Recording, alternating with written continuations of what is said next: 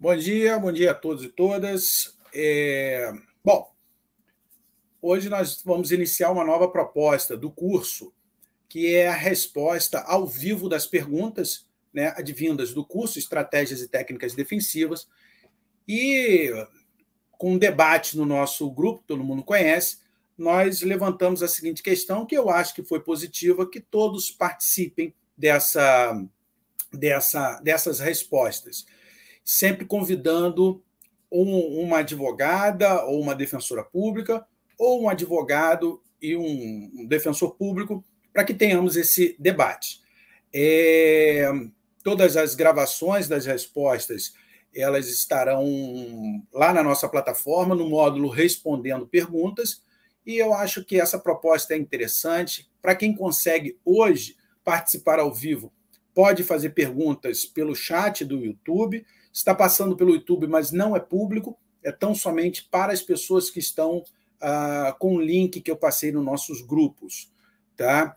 Então, essas pessoas têm acesso a essa gravação e podem fazer perguntas ao vivo e nós vamos tentar responder aqui.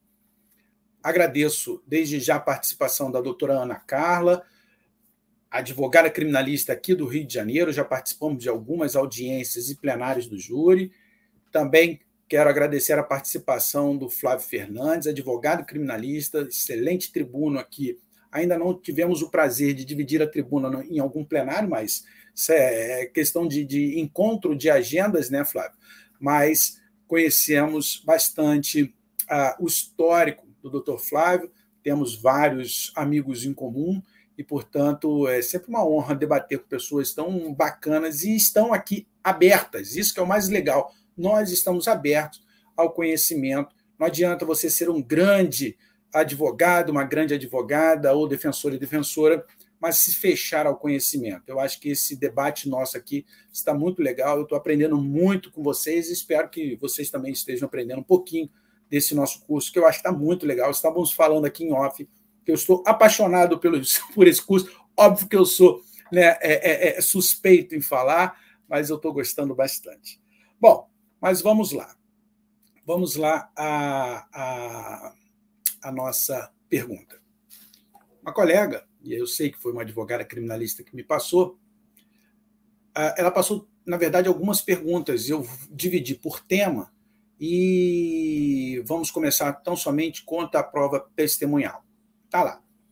Posso indicar novas testemunhas que não tenham sido chamadas na primeira fase para fazer ao plenário, que não tenham sido chamadas na primeira fase, para trazer ao plenário as gravações dos depoimentos anteriores. Eu preciso requerer ao juiz, quando for indicar as testemunhas, ou posso apenas utilizar na minha apresentação? Bem, primeiro eu faço uma resposta, depois eu abro para a doutora Ana Carla e o doutor Flávio Fernandes fazerem também a sua exposição quanto a esse tema específico. Bom, então nós estamos falando em prova testemunhal. O grande objetivo aqui é a discussão, e talvez a mais importante num processo crime, que acaba sendo a produção da prova testemunhal.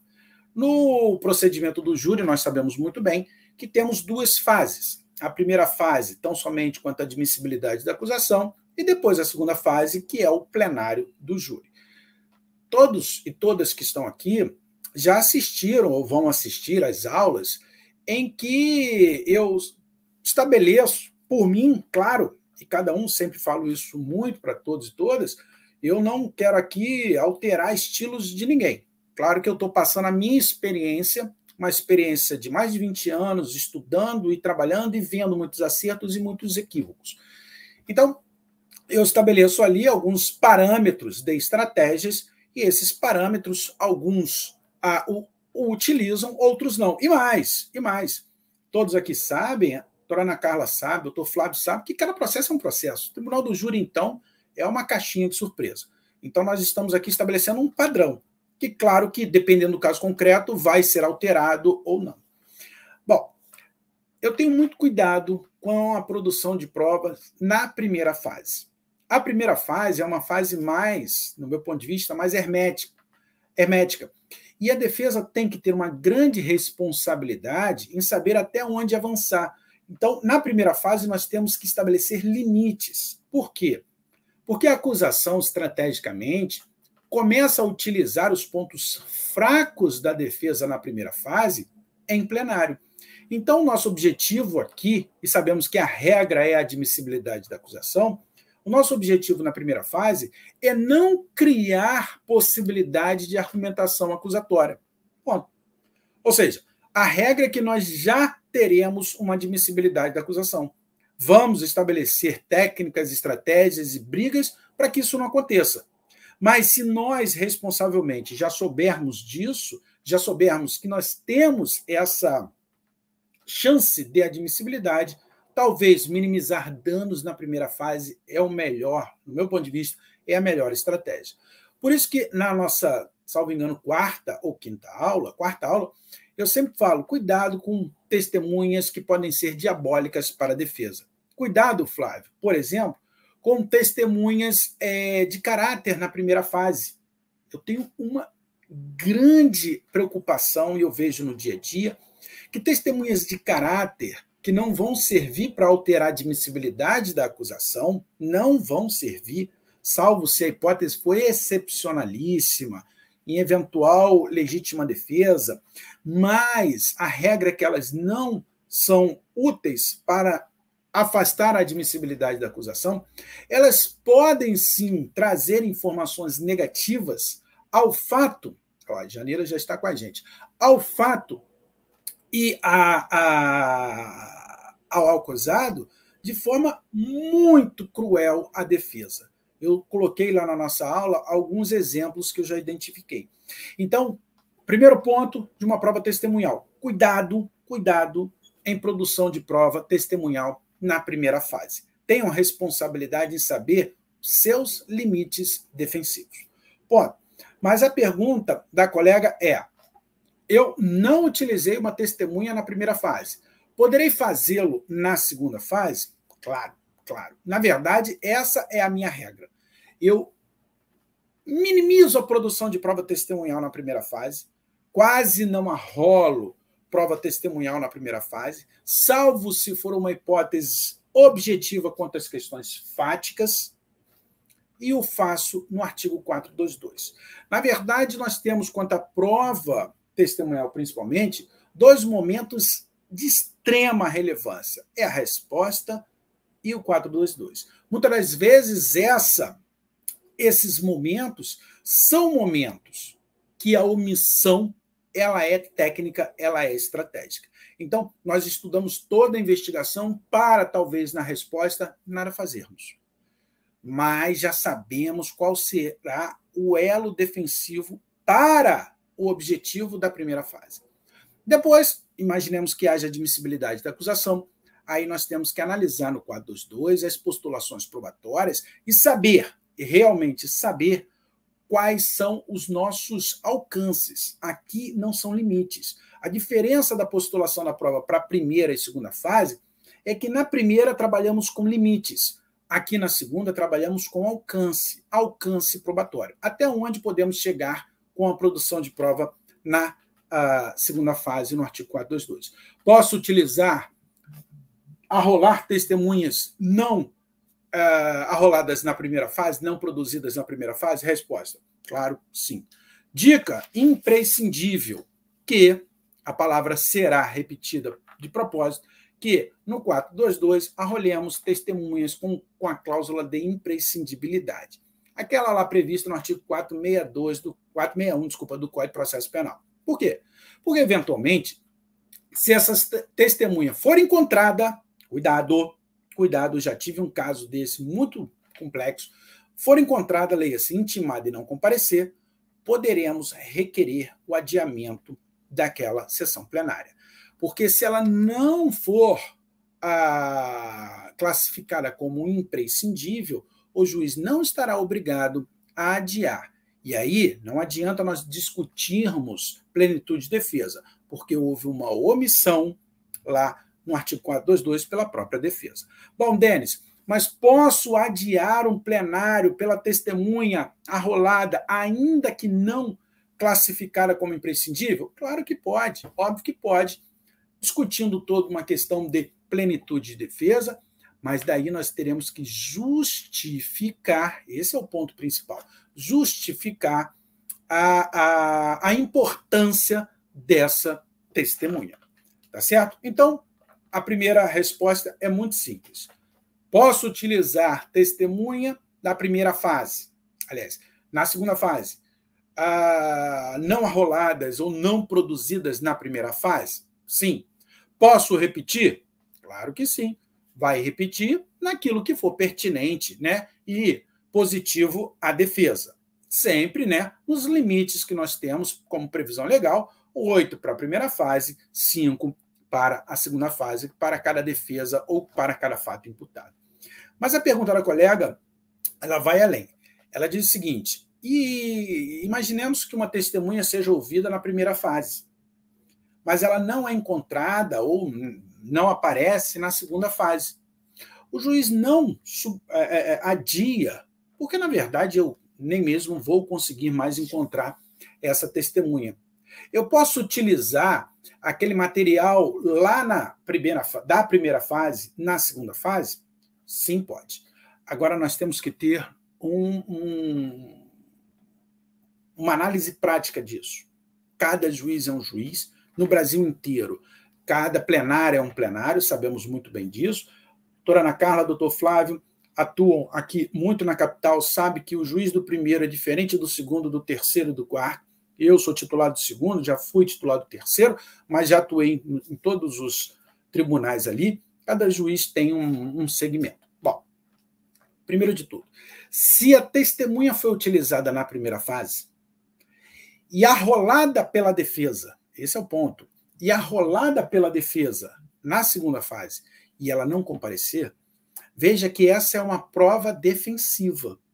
Se ela é uma prova defensiva, eu posso requerer como instrução probatória que ela seja ouvida ainda que gravada. Então, isso não fará parte do meu momento defensivo, e sim fará parte de uma instrução probatória. Suponhamos que a defesa não arrole uma testemunha. E depois, no estudo do processo, identifique que essa testemunha ela é interessante para as estratégias, para, né, a atuação defensiva. Nesse caso, a defesa não poderá requerer a produção dessa prova, ou seja, ouvir lá a mídia em plenário, porque não houve produção probatória defensiva. Claro que cada juiz é um juiz.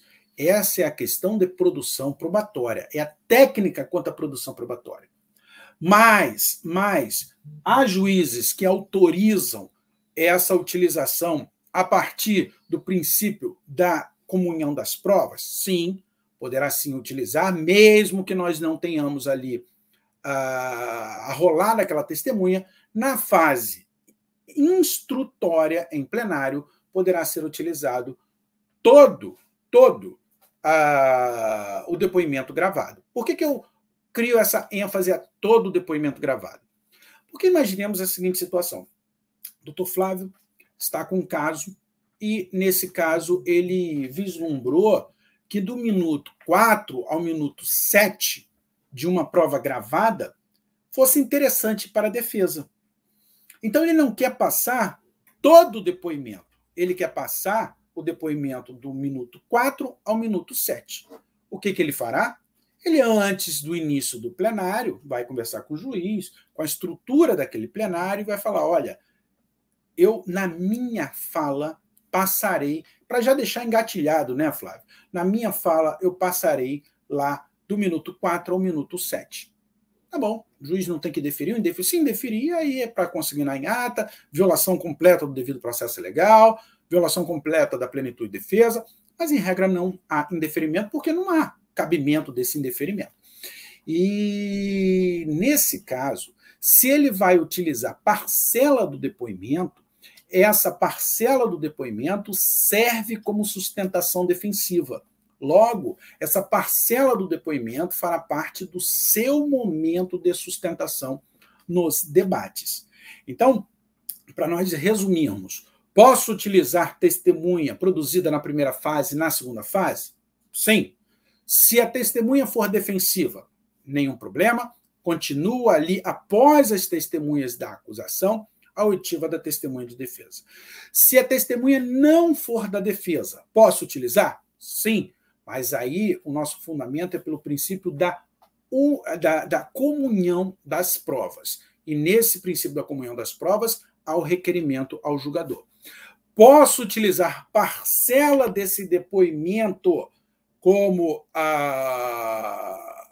conteúdo defensivo? Sim, mas nesse caso, essa parcela do depoimento fará parte do nosso momento de fala defensivo e nós temos que organizar isso, porque nós temos só 1h30 se falarmos em um único acusado. E é interessante que seja feito, doutora Ana Carla, o doutor Flávio sabe muito bem disso, que essa parcela do depoimento seja feita na nossa fala para que tenhamos uma organização defensiva, para concatenar a nossa ideia coligada àquele momento defensivo. Já utilizei inúmeras vezes, sempre utilizo. Questão importante, muito debatida na jurisprudência. Se naquela parcela do depoimento, no nosso grupo a gente tem falado muito em reprodução 3D, não é isso? Em maquetes. Cuidado, que se no nosso depoimento, no depoimento da testemunha, na nossa fala, nós utilizarmos algum dado extra ao depoimento, a jurisprudência vem entendendo que ali é prova nova e, portanto, violação do artigo 479 do Código de Processo Penal. Então, para que nós não tenhamos ali uma nulidade defensiva, né, produzida pela defesa, imaginamos que o réu seja absolvido e a acusação sustente ali. Para que nós não tenhamos isso, a minha dica é deixar ouvir essa parcela do depoimento e, a partir dali, sim, nós utilizarmos alguma questão audiovisual ou em 3D, como a Janira utilizou naquele outro julgamento, numa maquete que eu fiz em outra, para que nós ali não haja a construção de uma nulidade. Ana Carla, Flávio, eu disse que eu ia falar 5 a 7 minutos, falei 15 e a gente sabe das nossas dificuldades. Mas a resposta dada à colega é objetivamente essa. Mas, claro, que o nosso objetivo aqui é um debate. Então, eu gostaria de ouvir um pouco a doutora Ana Carla sobre esse tema, alguma experiência dela, ou mesmo, possivelmente, alguma dúvida. Bom dia a todos. Para mim é um enorme prazer, mais uma vez, estar próximo ao Dr. Denis, o nosso mestre, serei sua eterna aluna. Realmente, o seu curso tem sido um divisor de águas, não só numa visão prática, mas teórica. Tenho indicado para todos os amigos, inclusive que não atuam na área criminal, mas que são concurseiros, da importância realmente do curso. Já me inscrevi nos quesitos. Doutor Flávio, prazer enorme estar também aqui com o senhor. Bom, como o doutor Denis salientou, o artigo 422 inaugura a segunda fase do Tribunal do Júri, e ali a lei, né, o artigo determina que em 5 dias nós teríamos que apresentar o rol de testemunhas, tanto a defesa quanto a acusação, e algumas diligências que tivesse que recorrer. Eu tive um caso que eu fui contratada num tribunal que eu fiz recente, agora em setembro, em cima da hora. Na verdade, já tinha passado o prazo do artigo 422. Eu já me vi quase no prazo do artigo 479. E eu falei, e agora? Né? O que eu vou fazer? Então, essa é uma pergunta que eu faço ao doutor Denis.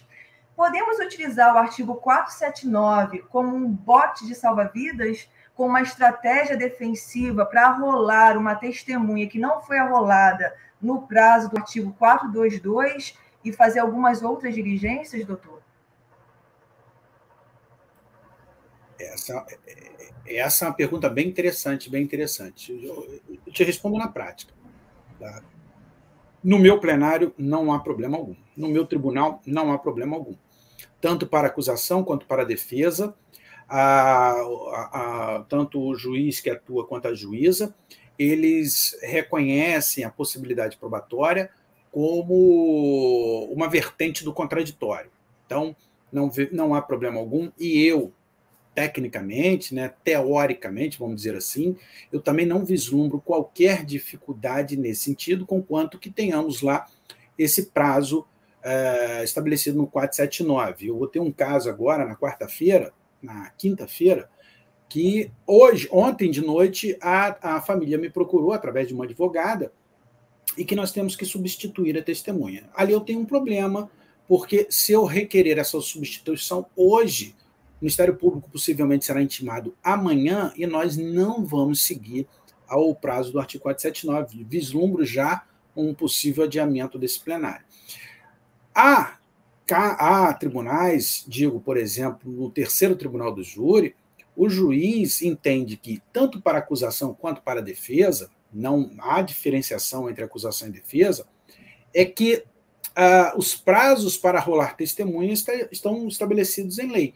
E não havendo esse arrolamento, ou não sendo possível a substituição, haveria uma perda da chance probatória, e pior, ele aponta para a acusação quanto para a defesa.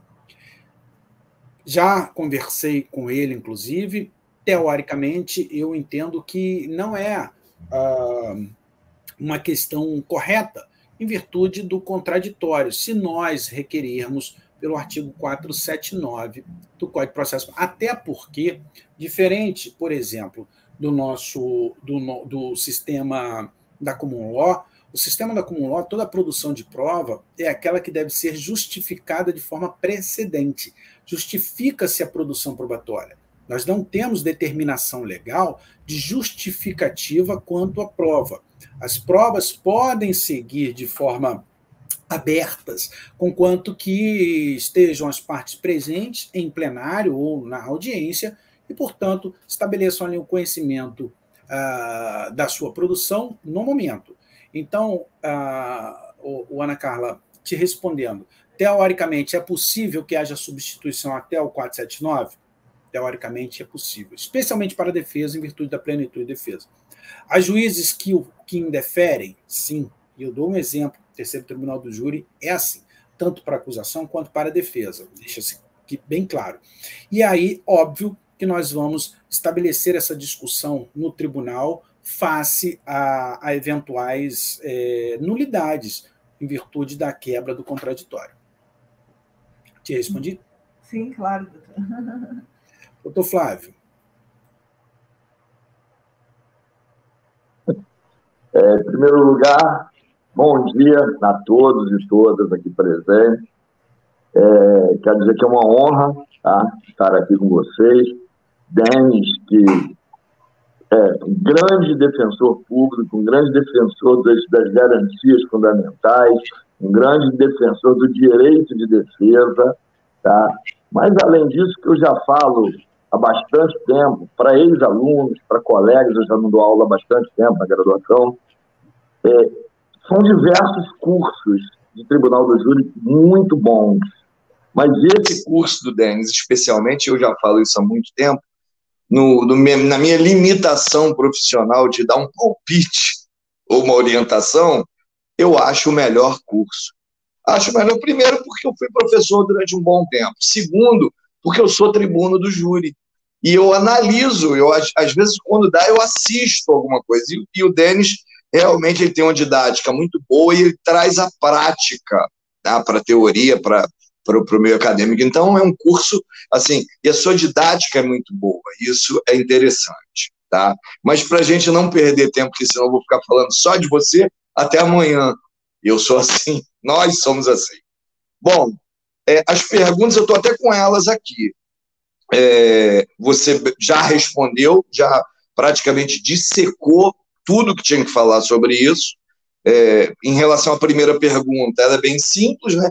No 422, que o 422, só para fazer um contexto histórico, antes nós tínhamos o libelo crime acusatório e a contrariedade ao libelo crime acusatório, né? Então, hoje, depois da reforma, nós não temos, é o 422, e ali a gente arrola as testemunhas, o rol, como você disse, 5 testemunhas, mais algumas diligências que a gente pode requerer, inclusive peças para se ouvir no plenário.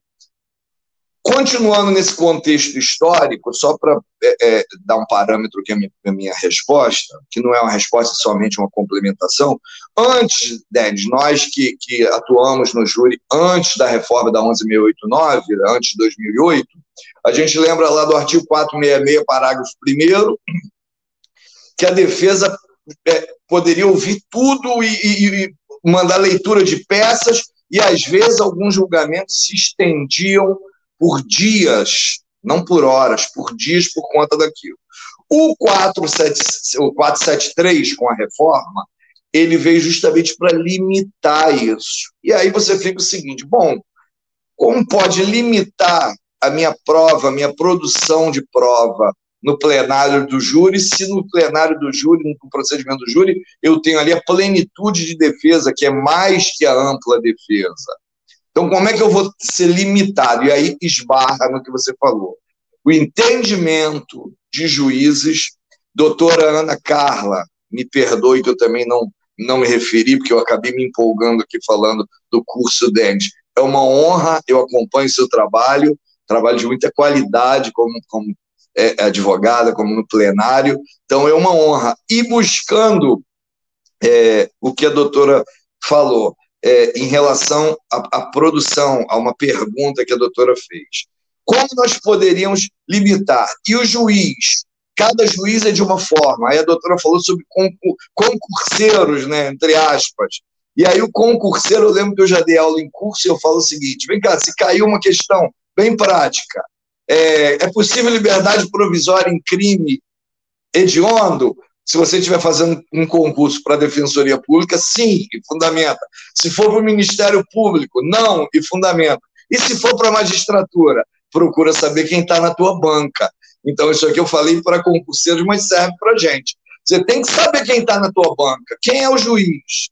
Quando você tem um habeas corpus numa das 8 câmaras criminais da Justiça Estadual, quem é a Câmara? Quem é o relator? Isso é uma obrigação do defensor público ou privado. Conhecer quem está ali. E no juiz é a mesma coisa. As amarras lá do 473, que eles trouxeram, entre aspas, umas amarras ao 466, parágrafo 1º, você tem que saber o seguinte, lá naquela parte final, o que você pode apresentar, o que você pode ler. A doutrina entende que não se pode ler, como diz o próprio artigo, eu estou com ele aqui, as provas colhidas em carta precatória e as provas cautelares antecipadas ou repetitivas. Então, hoje, Gustavo Badaró, Renato Brasileiro, Guilherme Souza Nutti entendem que não é possível, mas é o que o doutor Denis colocou, a maneira de fazer isso. Tá? E, obviamente, você pode utilizar no seu tempo, até um depoimento inteiro de uma testemunha. Mas, como o Denis colocou, você vai perder, porque você tem. Vamos dizer que aquele depoimento de uma testemunha que foi prestado antes, se você não consiga agora, e o juiz entenda que ele não seja nenhuma dessas hipóteses do parágrafo 3º do 473, parte final, seja de extrema importância, mas seja um depoimento de 30 minutos, e aí você vai perder a sua meia hora da sua sustentação oral em plenário. Vamos dizer que o juiz entenda que essa prova não pode ser produzida ali por conta dessas amarras do parágrafo 3º.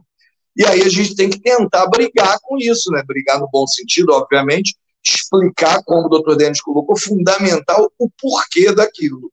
Eu entendo dessa forma. O plenário nos dá isso, né? A plenitude de defesa nos dá essa possibilidade. Tá? Então era só isso, que senão eu vou estender aqui para muito tempo, mas só isso que eu tinha um pouquinho a acrescentar. Muito obrigado a todos.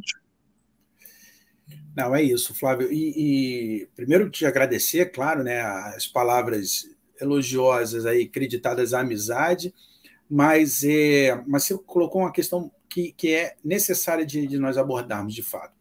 O 473, vou até ler aqui, o parágrafo 3º, diz o seguinte: as partes, os jurados, poderão requerer acariações, reconhecimento de pessoas e coisas, esclarecimento dos peritos, bem como a leitura de peças que se refiram exclusivamente às provas colhidas por precatória, cautelares antecipadas ou não repetíveis. Você tem toda a razão. Não é o 473, parágrafo 3º, não é a repetição, ou melhor, a repristinação do antigo 466, que nós levávamos aí semanas em plenário, me recordo, na comarca de Cabo Frio, levei uma semana inteira em plenário, né, por leituras de peças, leituras, aquilo era uma coisa até de cansar os julgadores. E com uma estratégia ou da defesa ou da acusação, não era uma boa estratégia no meu ponto de vista. Mas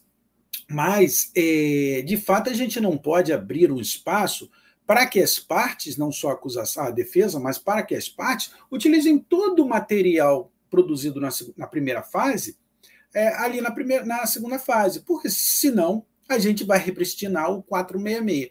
Então, como não há limitação, salvo 473, como não há uma limitação de quantidade, nós temos que também criar ali um elo de razoabilidade. Quem deve fazer é o juiz-presidente, né? No artigo 497, ele tem todo ali um rol de obrigações e de limitações quanto ao seu local de expressão de poder, que é o juiz-presidente. Então, ali sim, eu concordo contigo, para que nós tenhamos a possibilidade de utilizar provas fora da nossa fala, nós temos que justificar a pertinência e também a sua ausência. Porque, muito embora não sejam provas antecipadas, aquelas lá previstas no artigo 225 do Código de Processo Penal, o momento de produção probatória se dá pelo princípio da imediatividade ao juiz natural. E o juiz natural, quem é ali? Conselho de sentença. Então, essa produção de prova ela é necessária, não só interessante, é necessária para uma melhor tomada de decisão, utilizando a proporcionalidade ali como, a razoabilidade melhor, como um elo, né, de organização dos trabalhos pelo juiz-presidente. Mas essa questão da utilização em parcela do depoimento, ela é muito importante, como você falou, e aí é um trabalho de casa da defesa para que não perca realmente tempo, e eu já vi isso, tá, Flávio? Eu já vi a utilização de inúmeros depoimentos na fala da defesa, e no momento de exercício do debate mesmo, ficou tão curtinho, que ao ponto de haver um debate em plenário se o réu estaria ou não indefeso.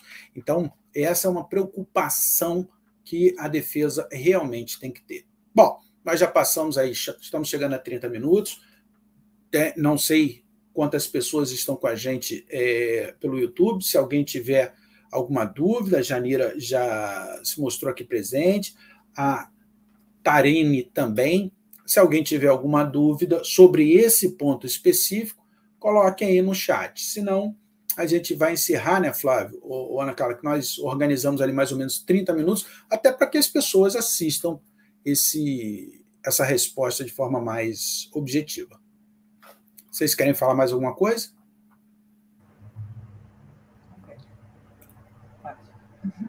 Não? Bom, não temos mais indagações. Eu vou agradecer bastante a presença da Ana Carla, do Flávio Fernando. Daqui a 15 dias nós temos mais um encontro. No nosso grupo já foi levantada uma questão importantíssima, não sei se o Flávio conseguiu ler, sobre as qualificadoras. Essa é uma questão, eu falei até lá, vou precisar de auxílio dos universitários, porque é uma questão bem delicada, bem bacana, de um defensor público que levantou essa questão, que está com a gente, faz sempre um amplo debate bacana, e eu estou gostando muito dessa interação. Nosso grupo está bem legal, inclusive, né, Flávio, faz um network que a gente já conversou, bacana, todas as advogadas ali, defensores e defensores, acabam se conhecendo.